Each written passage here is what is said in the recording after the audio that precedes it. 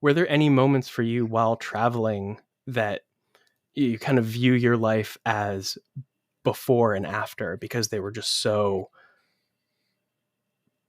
profoundly changing It's in a you? great question. I would say when I got over my fear of flying.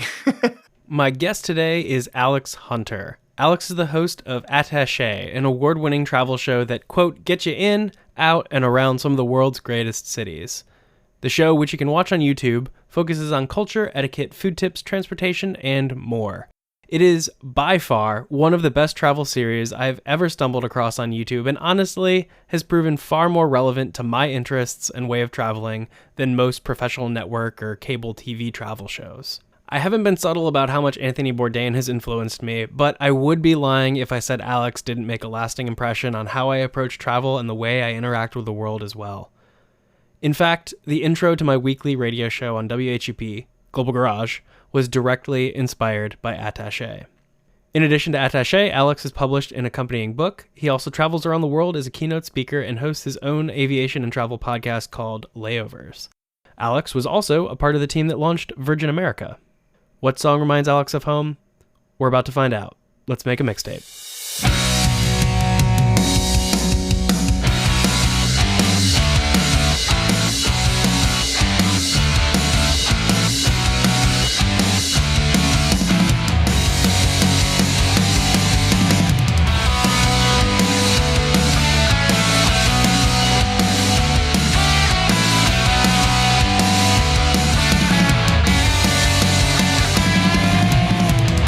Alex Hunter, thank you so much for joining me on this season of Let's Make a Mixtape. We're, of course, talking about home this season. You picked Jack Johnson's appropriately titled track, Home. Alex, tell me, why did you pick this song for the mixtape? Yeah, I know. It's a little on the nose, isn't it? But Hey, someone's got to do it, right? yeah. See, I know Jack Johnson's not everybody's cup of tea, and I have mixed feelings about him, but I saw him live recently, actually in London. My wife's a huge fan, and I was sort of dragged by the ears to go. And he put on a hell of a show, and I think this song kind of resonated with me because I have a really nebulous idea of home, and I think there's a line in the song that says, "Home is wherever we are if there's love here too." And that really got to me because a lot of people ask me like, "Hey, where are you from?" And I know it's kind of a dangerous question these days, but I like being asked it, and I like to try and find a way of asking people in a kind of way that they're comfortable with because I'm fascinated by people's provenance.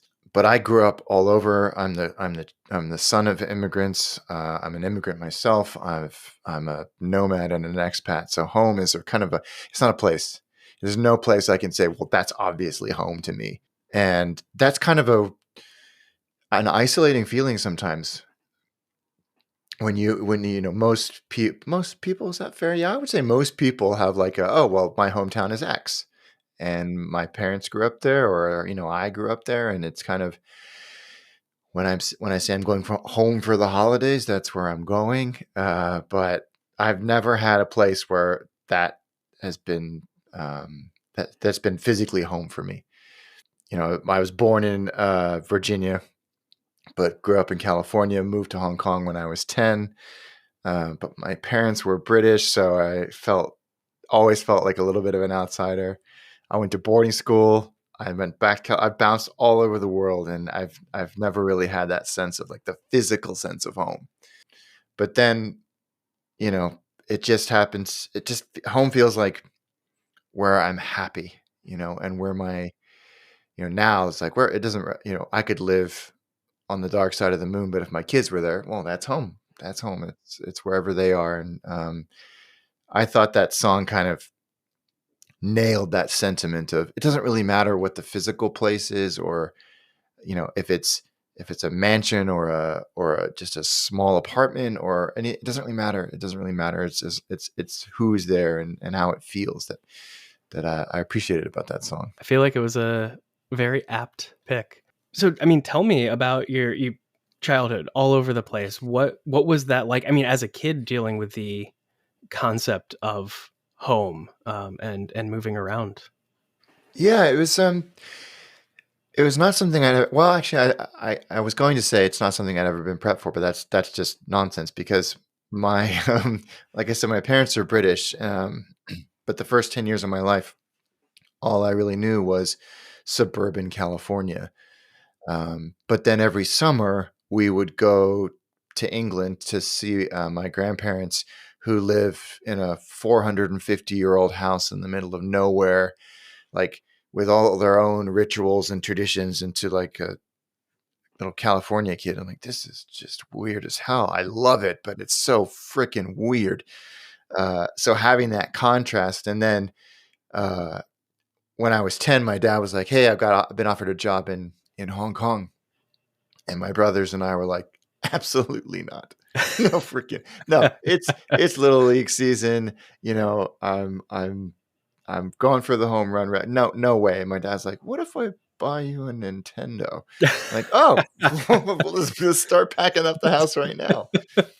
And it was weird because we packed. Well, actually, we didn't even pack up the house. We just left California for the summer to go back to England like we always did, except we never went back to California. The next place we went to was Hong Kong, and it was like this going from, I don't know, the town I grew up in California maybe had like 50,000 people back then, to this, futuristic, crowded, noisy megalopolis that I had just overwhelmed me in every possible sense. And my parents were like, this is home now.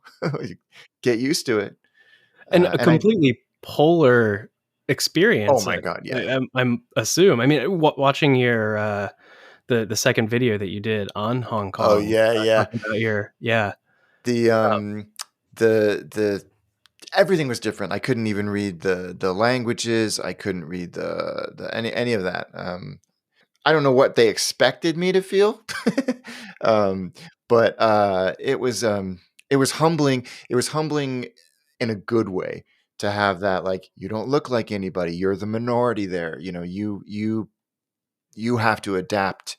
And not only was it like, the people that were originally from, Hong Kong Chinese, but also like my neighbors were like, and my classmates were, Australian and Canadian and from New Zealand. And so these were all people, I'd never had anything like that before in my life. And it was a definite throw you in at the deep end kind of thing. But as you mentioned in the latest episode of the show, like, I've loved that place. I've loved that place so much. It's probably the closest to home that I've ever had. At least emotionally. I mean, I don't belong there at all, but it's a wonderful place. It was really interesting in that episode. I mean, you're talking about how, I mean, you travel everywhere all the time, but that is one place where, against all odds, you don't feel like an outsider. And I thought that was just a really interesting kind of insight that you've had there. And I wish I could explain that, Yeah. what it is about Hong Kong, because really, in all honesty, I lived there for 1 year full time. And then I went to boarding school in the UK, and I was back for living in Hong Kong maybe, I don't know, 12 weeks a year. And maybe that was it. Maybe that's, it was like, this is where I have my vacations. This is fun. This is easy. But then, like, after school, I worked there. Something about it clicked with me. The lifestyle, it's the topography, the geography, the scenery, the I don't know, the etiquette, the food, the language. Even I found Cantonese is, to me, I just a beautiful language. I love hearing it. The art, like Hong Kong cinema, is such a big presence in my life. I mean, we absolutely paid homage / ripped off, so many Hong Kong movies in that episode that you're referring to. And I don't know what it is about the place. It's just magnetic. And when I hear Cantonese on the street, here in the UK or anywhere really, I just want to talk to this person. I'm sort of from Hong Kong, and they're like, okay, cool. But it is, yeah, there's something about that place. I used to go 2 or 3 times a year before the pandemic. just to be there, and live. And I don't feel like I need to do anything touristy. I don't have to. I just live and relax and uh, feel good, happy. It definitely reflects in that most recent video that I mean, beautiful. I mean, beyond, I think it transcends the stereotypical travel vlog production. Like it definitely felt like, I think, the closest thing YouTube will ever get to Anthony Bourdain. Oh, that's really kind. So That's all Greg. I have to, Greg Barnes, who does the show with me. He's a genius.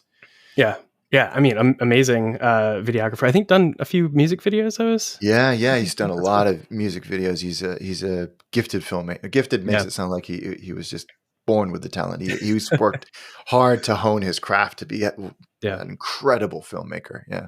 I mean, it's been amazing watching the show evolve too into what it is today. I mean, it's been a wonderful progression. Thank Y'all have you. definitely worked hard and very much deserving. Congratulations on your third travel vlogger of the year Thank you. award. Yeah, I was very surprised. It was a Yeah, lot of fun. A lot of that's fun awesome. to do that. You talked a little bit about etiquette growing up Mm. in Hong Kong. Do you feel like that was foundational to your experiences traveling? I know in your videos you're very honed in on etiquette. Was your experience with that kind of drastic difference in etiquette in Hong Kong compared to a more Western style of life?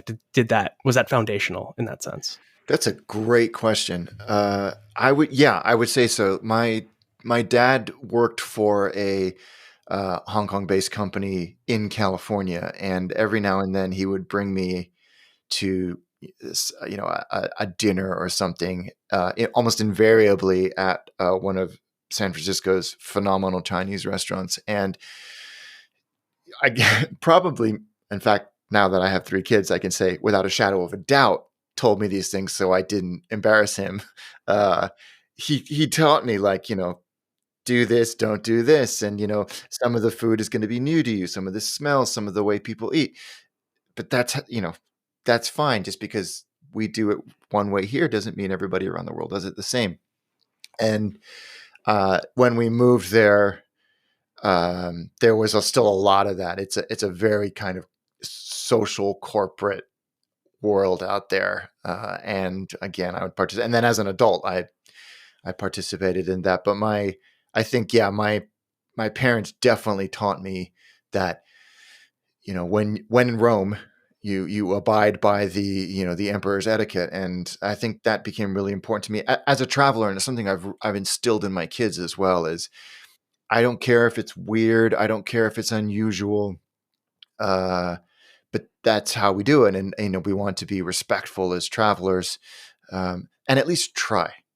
No one is ever going to, go, how dare you if you can't use chopsticks elegantly in Japan. Of course they're not, but they will appreciate the effort.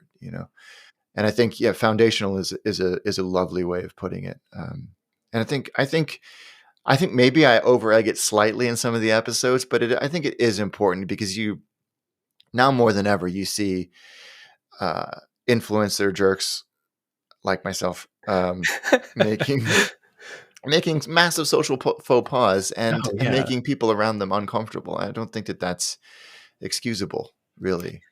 I mean, I think the first moment I stumbled on attaché was, I think we were planning a trip to Amsterdam and Paris, and I was looking for a good travel guide for both of those. And everything that all of the travel vloggers were just yelling and screaming with their Mhm. selfie sticks, and it felt so abrasive. And then I stumbled on attaché, and you're just so respectful, a calm voice, well thought through. Like you're not the main character. The city is the main character, and I think that's something that really stands out um, with what you were doing with travel vlogging. So it was absolutely fresh to see, and I'm glad that exists, because it feels like you're actually respecting the city and the people around you while you're filming. You're not just like making a bunch of noise like a tourist trying to get content.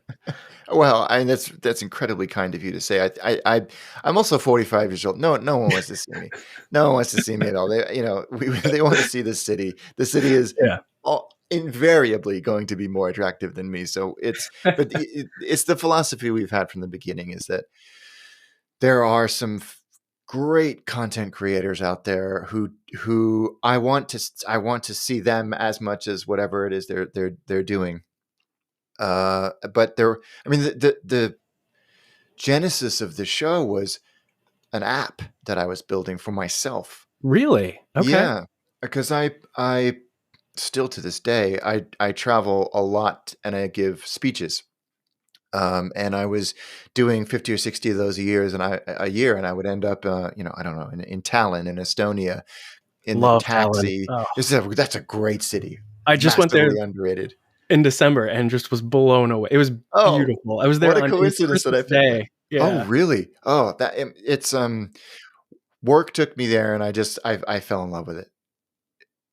It's a beautiful, beautiful city, hugely underrated. Um, and you're going through a little bit of a tough time at the moment, that whole region. But yeah, it's great city. And I spent a lot of time in that part of the world, and I would be in the taxi from the airport to the hotel going, crap, how do you say thank you in Estonian? Do you tip, or is that hugely offensive? I was like, there's a lot of beautiful content out there that's showing these places off, but no one tells you that stuff. And so I started writing it all down and putting it in an app. And around that time, my brother Will introduced me to Anthony Bourdain stuff, and I watched a Hong Kong episode. That's because that's what I judge everything. That's my barometer for, like, is this legit or not? I watched it. I was like, oh, Yeah. this is great. We should do something like that on YouTube for the practical side of things. And that was the essence of the show, was to scratch my own itch, really. Um, It's and here we are. profoundly helpful. I mean, Oh, it's good. what you need to know. And I mean, I'm such a public transportation nerd when I travel. I love that shit. And Hmm. if I'm traveling somewhere and you have a video about it, I'll watch it, and that's how I get into the city. I love a city that you can get to downtown from a metro super quick, super easy from the airport. It's the Me too. best. Oh, me Such a too. fucking nerd about that shit. No. I think it's invaluable. And it's, Yeah. I think we can be real and say it's not maybe it is for you, but it's not the most exciting stuff to talk about in the context of, like, Yeah. I'm going to Barcelona. Well, hold on, let me tell you about the airport train first.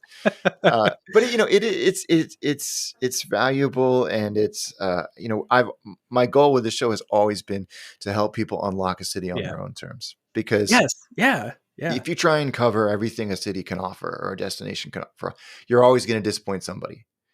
But if you just give them the keys to the city and say, here's how you get around, go nuts, go to that museum, or, on the complete other end of the spectrum, that museum, and you're going to have a great time because you're doing it your way. I love, and that's such a great travel philosophy. Like when I first started traveling on my own, like I think the first time I was on a plane, I was 3 years old. We Wow. traveled all the time, all around. Amazing. But the first time I was really traveling on my own, I was like making itineraries and like planning everything out. And then my wife I planned a trip to DC, and it was just way too packed. And she's like, "We're not doing this. We can't do this." I was like, "All right, let's have what we want to achieve, and then like we'll make our must do's, our like to do's, and then like fill in the blanks." And so I love, having, again, the keys to the city, and then we're able to explore and figure things out on our own. And that's just, our traveling has been just amazing since taking on that philosophy of make time to get to know the city or the location, and don't overbook, overplan. Yeah.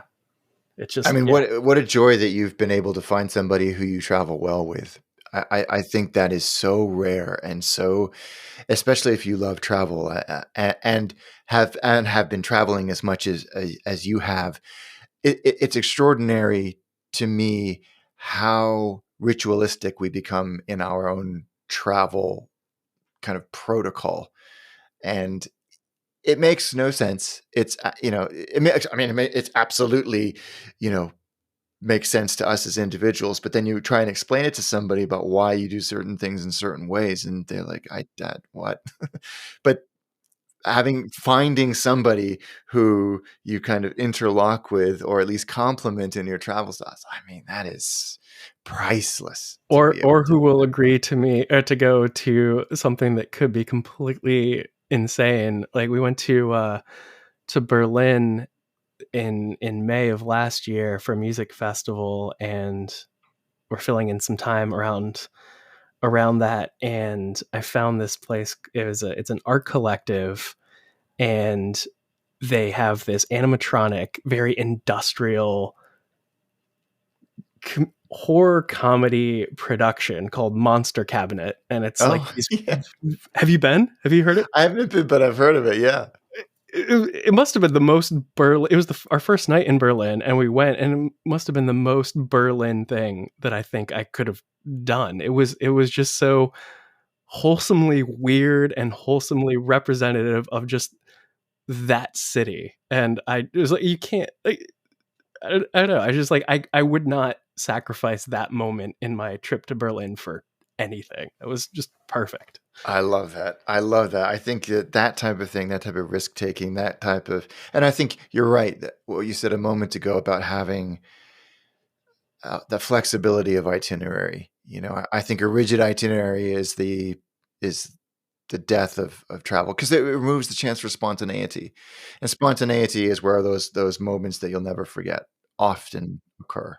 The first time I got the like real international travel bug, my company, I work for a social media marketing company, and every year I try to most every year we try to go on a mystery trip, which is they give us clues for about 4 months, 6 to 4 months, and then we show up at the airport at a given time, and then we go somewhere as a company. Oh, And wow.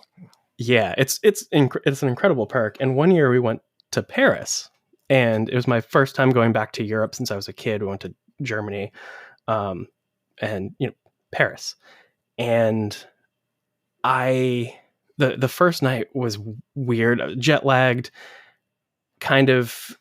Uh, in the touristy area, people doing touristy things. I was like, I can't do this. And so I ended up going off with one of my coworkers. We started the morning.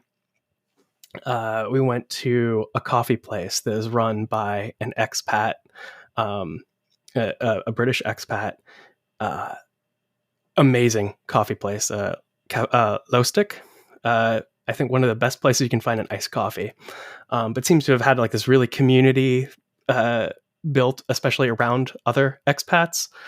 Just a really cool spot. Had a wonderful conversation with him, wandered to the Born Bad record store, did some records shopping, went Fantastic. to a wine bar, did a flight of wine, went to a restaurant, and we were just chatting with the waiter, and we're like, yeah, where's a good place to go get some jazz Oh, after this? So we went to a jazz club. It was like currently a scheduled show, and then after that was the community jam.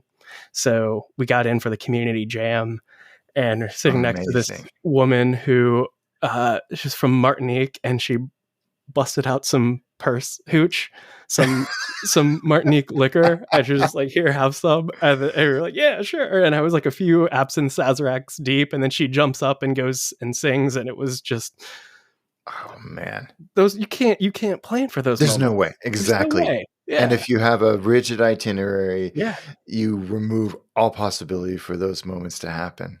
Yeah. I couldn't agree with you more. You'll never forget any of that as long as you live. No, exactly. I think that was one of the turning point moments for me, I think. So I guess were there any moments for you while traveling that you kind of view your life as before and after, because they were just so profoundly changing It's in a you? great question. I would say when I got over my fear of flying. Wow. Okay. I did that.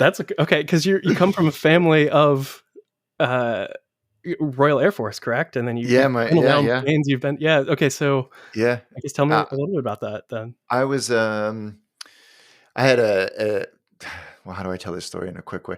When I was 6 or 7 years old, whatever, however old in the second grade, um, my uncle worked in Guatemala, and I went down there with my family. And to cut a long story short, I had a gun held to my head by some. Oh, they were trying to rob. They did rob us, and I was like beating around a little bit, and I was like, "Oh, that was weird." And then it turns out that you can get PTSD as a 7 year old, and it manifested itself like 9 years later when my father and I were flying from Hong Kong to Tokyo, and we flew through a typhoon, and it was like end of the world stuff. And I thought, oh, I'm going to die, and that kind of unlocked like years of just of trauma, and I developed this severe fear of flying.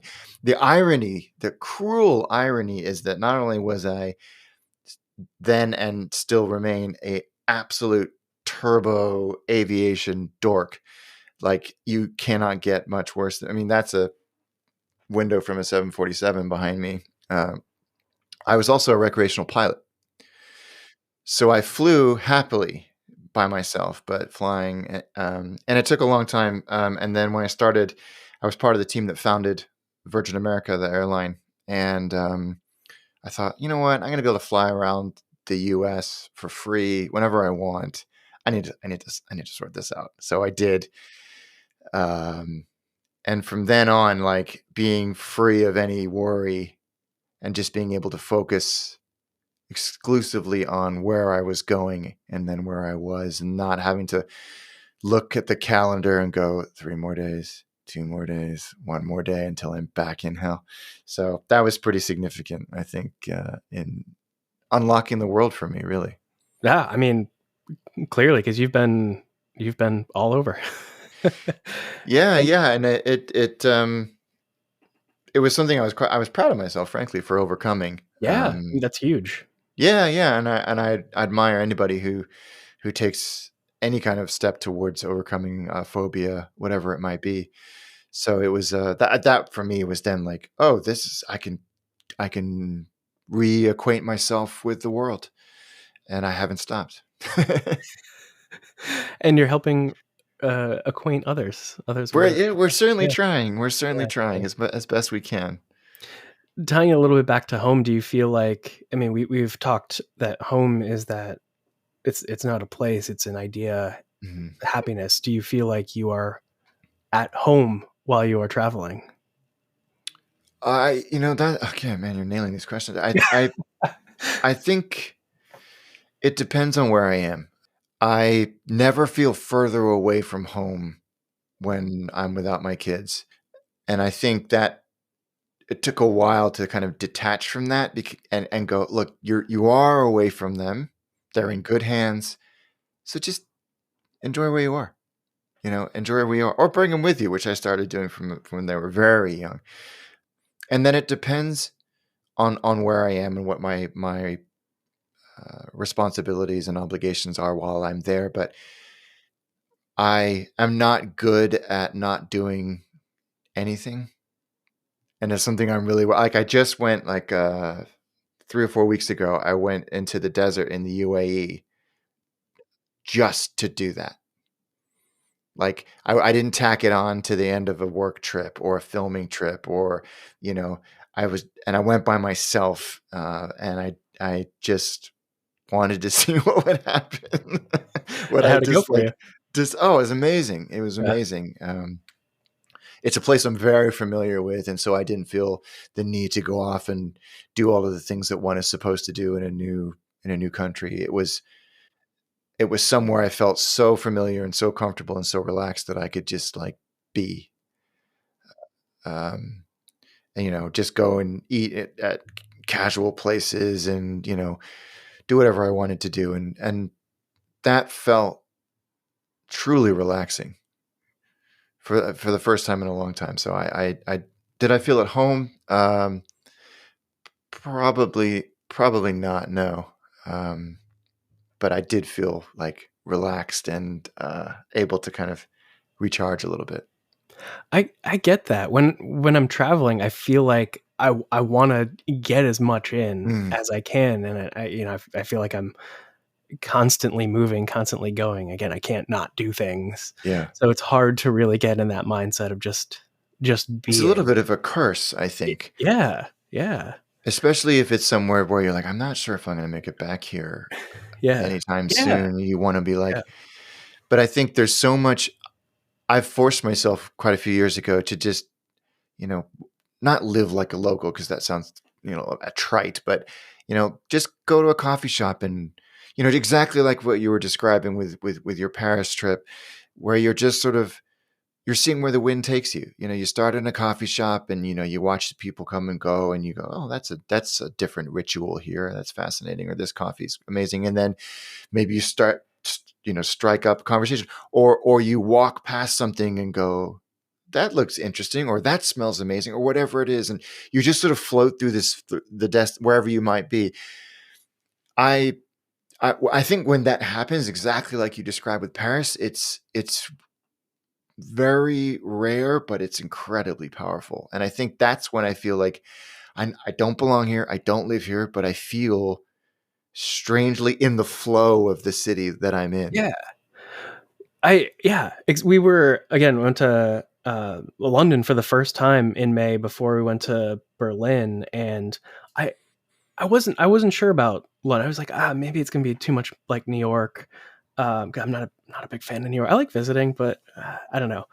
Absolutely fell in love with London. And the coffee shop. I mean, talking about that, I love part of our ritual when traveling is in the mornings we drink coffee and we want to try to find a coffee shop. And the way I like to travel, I'll mark a bunch of stuff Yeah. on Google Maps. It's like, if I'm, where am I? Okay, what's nearby? All right, mark that place off. Why did I mark it off? All right, let me go there. Cool. Hmm. So there's one of those. All right, looking for coffee. This one's close by. Let's go. And it felt like, I think it was during the week, it felt like a coffee shop that was very much, this is a place where the residents come, they have a Hmm. community, they know the barista by name. And so Brittany and I just kind of sat in the corner drinking our coffee, just kind of observing, again, that just not to talk about the living like a local piece, but also that like Yeah. it felt like we're experiencing that everyday hum of life in the city. And I think there's a have you heard, slow travel I think seems to be the Yes. buzzwordy trend that I feel like kind of fits that Yeah. aesthetic, I think. Yeah. I'm a big believer in that. I mean, I also I don't think there's anything wrong with wanting to experience the uniqueness of a city and what it has to offer. Like when there are certain things you feel like you want to experience in a city because that's what maybe they're famous for. And I don't think there's anything wrong with that at all. But I do feel a real attraction to exactly what you're describing, and not feeling like that is in any way a waste of time. Just sitting in a coffee shop for 90 minutes, 2 hours, whatever. It doesn't really matter how, but and not going, we should be doing things, we should be doing things, we should be on the net. No, no, no, no, no, no, no, no. It's just I think that balance is hard to find, but it's worth striving for. I really believe that. Yeah, it's a beautiful thing, and I think it's good for the soul if you're able to do it, if you're privileged enough to be able to travel and see the world. It really Yeah. is. I mean, I think Bourdain said something along the lines of, you should travel. I forget the exact quote, but I mean, if everyone traveled and experienced the world in its many differences, I Yeah. think we'd be a more harmonious place for sure. Yeah, and I agree that it is a privilege to be able to do it, and it's certainly not everybody's cup of tea. But I think being pushed out of your comfort zone or put in an uncomfortable situation where you don't speak the language, or maybe you don't even recognize the characters the language is made up of, it can be a very good thing for us, as a species. And I don't purposely try and put myself in awkward situations, but I think I'm not going to avoid a situation because I think there's the potential for it to for it to be, I might not understand what they're saying in the first go, and that's okay because we'll figure it out together, and that's fine. And I think it's very powerful, very powerful. Are there any recent or like speaking to traveling attaché, your recent travels, anything that's pushed you out of your comfort zone that's been empowering or changing? I think I was just in. It's not my favorite place in the whole wide world, but I was in Cannes, as in the film festival. Oh yeah. Okay. I got back 1 o'clock this morning. Oh wow. Um, Okay. and my I'll tell you what makes me feel uncomfortable, and then I'll get back to the point of the story. I hate being in a place where I don't know any of the language. I feel incredibly foolish. And I feel uncomfortable, and I feel almost a sense of disrespect, but I don't think it's disrespectful. You can't learn every language, but my French is passable. My mother speaks fluent French. My grandfather spoke fluent French. When my mom and I want to have a private conversation, basically we're talking about somebody that's in earshot, she'll speak to me in French, and I'll answer in English. And I force myself to really just only speak in French when I'm there. I mean, don't get me wrong; it's not conversational or anything like that, but it's enough to get by. And I force myself because I don't like that sense of like I don't speak a single word of Arabic except maybe thank you. So going to the UAE, okay, a lot of people speak English in the UAE, and many other languages, but like I puts me, that humbles me. I think it's really important feeling to feel kind of, you know, and I admire people like all those polyglots on YouTube, Xiaoman, people like that, like who do it because they're not doing the whole like, oh, surprise, I can speak your language. They're trying to establish some sort of rapport with people. And you know, I went to we just filmed an episode, and you heard it here first, in Naples, which is coming out imminently. And I don't know any Italian, so I was sitting on the plane cramming, like, how do you say, "Can I please have a," point at the thing, and just those few phrases to help you break the ice a little bit, I think are invaluable. But that's when I feel most uncomfortable when I'm traveling. Yeah, that's I've through school I've attempted Spanish, took 2 years of French, took 2 semesters of Italian. It never really stuck with me. Yeah. And I think I probably shot myself in the foot trying to tackle 3 romantic languages and the like. But yeah, no, I try to learn the basics so that I can at least show that I tried. But Yeah. man, it's hard. It's uncomfortable for sure. It is, and I think. And I was talking to my taxi driver on the way back to the airport last night about this, and we were talking about why I know French and a little bit of French, and I was asking him how one would say things, and he was saying that the effort to just even try and start the conversation is so well received. It's it's so appreciated in any, and I think we're the same when someone comes to us in English, and you're like, I know this is uncomfortable, I know it's hard, I've been in your shoes, of course I'm going to try my very best to help you. I think so. When I went to that Born Bad record shop, like I wanted to pick up some records for the radio show that I was doing, I am doing, and I got some amazing recommendations. But the first thing I went to the counter and I was like, "Je ne parle pas français bien," and he was like, "All right." Yeah, but you tried. Yeah, You tried. I think I don't even it's know if huge. that's the right way to say that, but I feel like that drives the Yeah. point home pretty well. Yeah.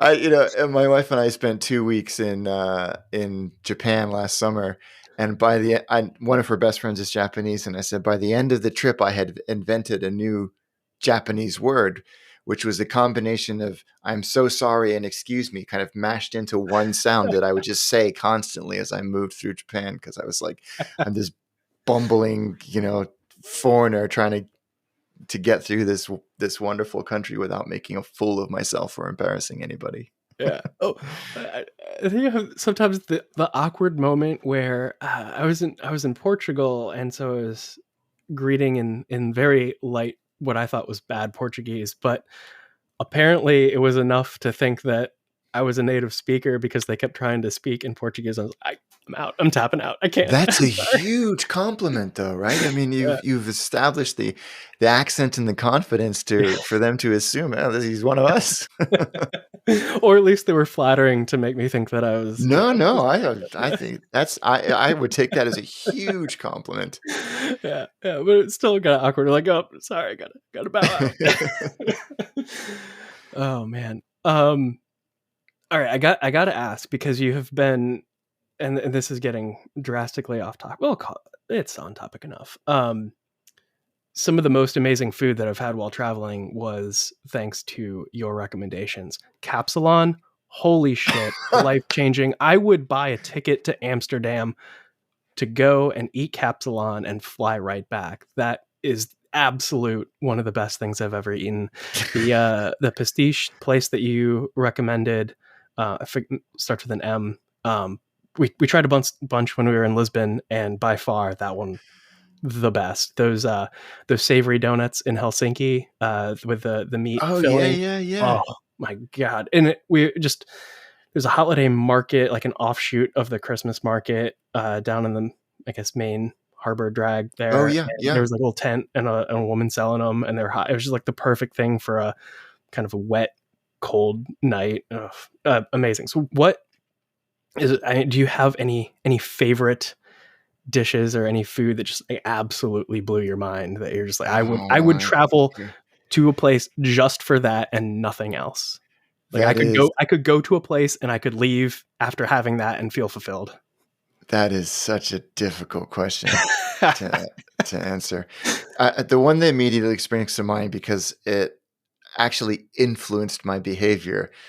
There is I mean, we might have even featured it in the first Hong Kong episode, but Hong Kong has roasted meats, barbecued meats is one of its kind of signature dishes, and there's a place in Wan Chai on Hong Kong Island called Joy Hing Roasted Meats, and they do easily the best char siu, which is roasted kind of barbecued pork with this sweet glaze on it. And I will, I'm not ashamed to admit either of these things. I got to a point that when I was going to Hong Kong, I would book my hotels specifically based on their proximity to Joy Hing. Like, if I would pay more to be close, and so that's the confession number one, and that I mean, remains to this day. I'll do that. Like, I'll do that too. Like when I'm yeah, planning like food place, where do I want to eat? All right, where are the places? Where are the hotels? And then book a hotel that's in close proximity to the yeah, place. I'm yeah. like, yeah, Oh, yeah, yeah. I even when we were just there to film the most recent episode, we stayed in Wan Chai because Joy Hing. And I took my kids there quite a few years ago, and I said, I gotta go talk to the reception first. There's a thing with this. I'll be right back. And I ran downstairs, and I went to Joy Hing, and I got a takeaway, and I just ate it. And then I went Amazing. back up to the hotel room.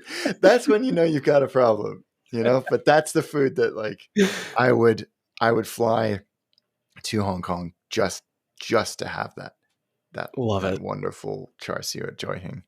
Love it. I'm so ashamed of myself. Hey, nothing to be ashamed of. Sometimes you just got to do it. When you're there, you got to do it. Yeah. Well, thank you so much for talking with me. Is there anything that you want to talk about that we didn't kind of get to, or tying back to the concept of home or Jack Johnson and literally anything else? Well, you have to answer that question now. Oh, I what? mean, you told me about the capsule and stuff, but that's, you Oh, know, that's, that's quite a question. I'm gonna ask my friends that too. I think it would have to be the Capsalon. Like, I mean, mind blowing food. And Capsalon is one that I would, yeah.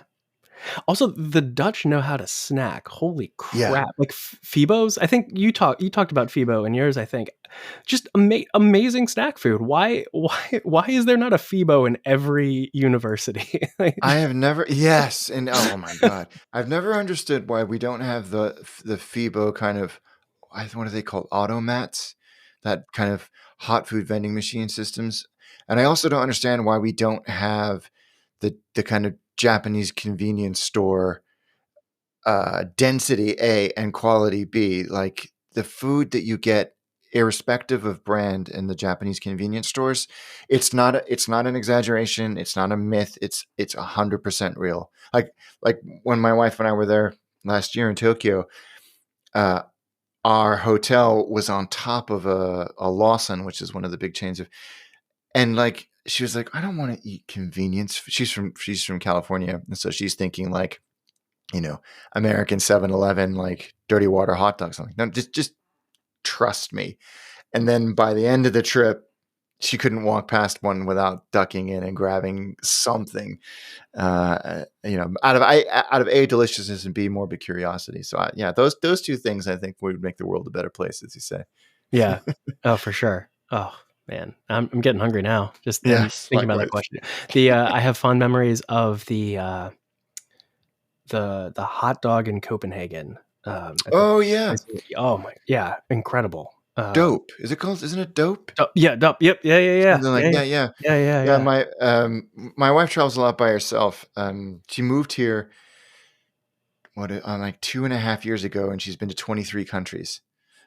Some with me, but she's just off, and she's a very intrepid traveler. But one of the things that she always does is food tours. So not I mean, she does do historical tours. I shouldn't throw her under the bus like that. But food tours, she says, you get to learn about a city's, what fuels the people. You can see kind of, uh, the flavors and the traditions that they have while you're walking through the city and seeing all of the other things and getting access and maybe cutting the line and all of that. Um, we've obviously had mixed experience with food tours on the show, but experiencing a city from a different angle, she swears by food tours. Japan, I think, was really good for us on having an expert.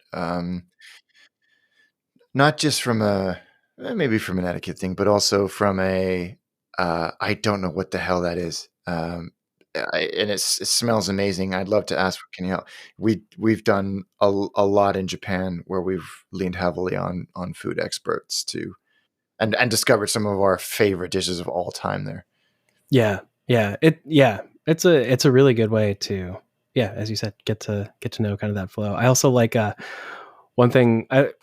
Naturally, records for me, but I like Mm, to go to a record store pretty early on if I can in a trip, because I find that's a really good place to go and figure out, all right, what's going on? yeah. Are there any shows going on? What is kind of that culture, that vibe on that side of things? I find it's a really good level guide there too for I can't keep Greg away from record stores and camera shops, so we invariably, we'll be filming and kind of bouncing between those two things, and then coffee and all great ways to get to know a city for oh, sure. 100%, absolutely, yeah. Wonderful. Well, where are you going next, I guess? Can I ask? Let's see. Well, so my brothers, I have two younger brothers, Mhm. and we've just been scheming to take a trip together, probably as part of an episode in India. Our grandmother she's 100 years old. She just passed, and we just thought it would be a nice pilgrimage because she was born in India and lived there for a long time, and so we want to take the train from Delhi up to Shimla in the Highlands, and kind of do a Darjeeling Limited kind of pilgrimage. So we're just starting to put the wheels in motion for that. That's awesome. Yeah, that'll be kind of fun. That'll be super fun. Yeah. No, I'm excited. And we've got a bunch of attaché stuff in the works too. It's going to be a busy, busy year. That's wonderful to hear. And people can, of course, find you on YouTube and Patreon. And I'll put all of the links in the show notes and all of that. Definitely, as you're listening, please go subscribe to Attaché. It is seriously the best travel show that you can watch these days. I'll go ahead and say that. That's really kind. Thank you. Oh, you're doing wonderful work, and thank you so much for taking the time to talk with me. It has been an absolute pleasure, and I look forward to seeing more Attaché videos. No, thanks so much. I've enjoyed every second of this. I really have. Thank you so much for including me. Cheers. Thank you for helping me make a mixtape. My pleasure.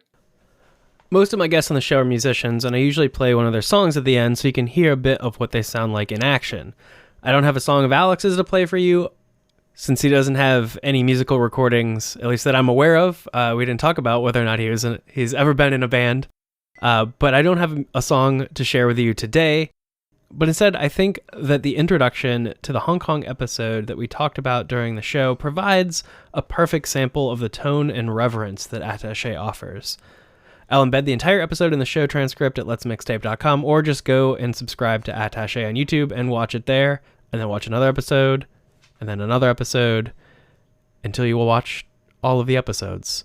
Here it is, the intro to the second episode on Hong Kong. Hong Kong, is it still worth visiting?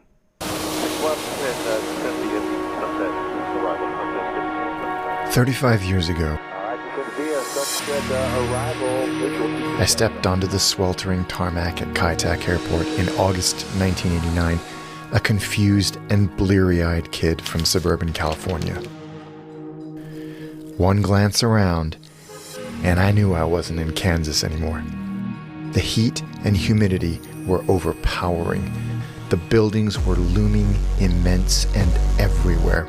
The people, I'd never seen so many people, all looked different. The food looked odd and unappealing to my corn dog and Capri Sun eyes.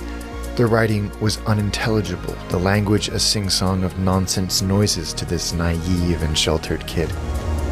For the first time in my life, I was the foreigner. I was the minority. I was the outsider. And nothing will humble you faster. But this was home now, apparently, this loud, smelly, bright, brash, overwhelming place. And I had no idea how quickly or how deeply I would fall in love with her.